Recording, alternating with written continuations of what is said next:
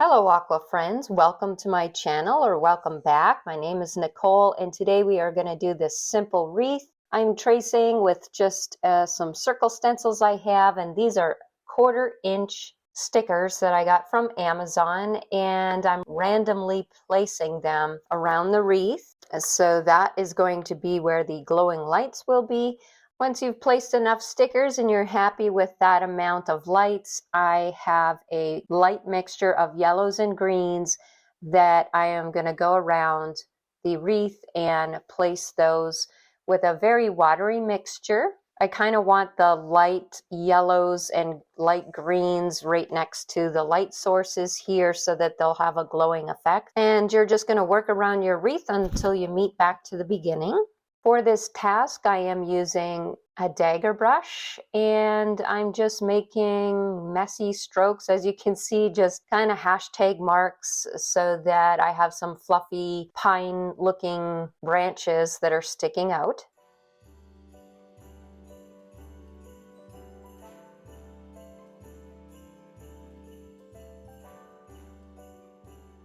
Because I'm first going through it with the yellow and then adding the green, they are blending together on the paper, and you can tell that it's making some really nice effects here. So you're going to let your painting dry at this point, and once it's dry, we're going to work on the second layer with a very nice Christmassy green. This is Permanent Green by Daniel Smith. And with just a little spritz, I'm going around in the same manner, and we're repeating step one, adding this beautiful Christmas green.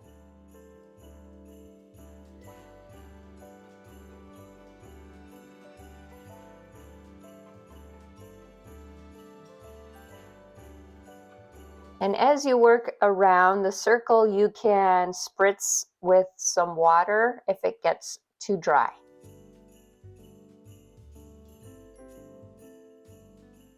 Now you're going to let that dry completely before we go ahead and remove those stickers. So I'm removing all the stickers. Now you have noticed that I have grouped a couple of the stickers in groups of 3, because in those areas I do want to put some really bright red berries for a nice punch of red and festive color.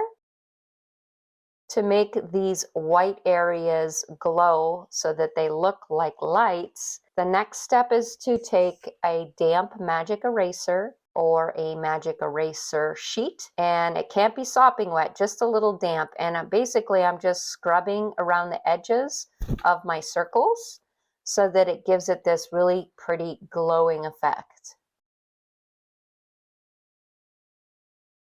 Now for the red berries, I am mixing scarlet red with ochre, and it is just the perfect Christmassy red. It really is quite festive.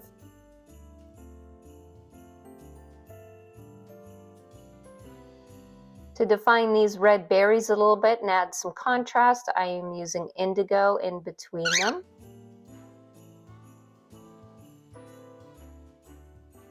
Now you can add your mini bow of choosing, and this would make a fantastic Christmas card or a label.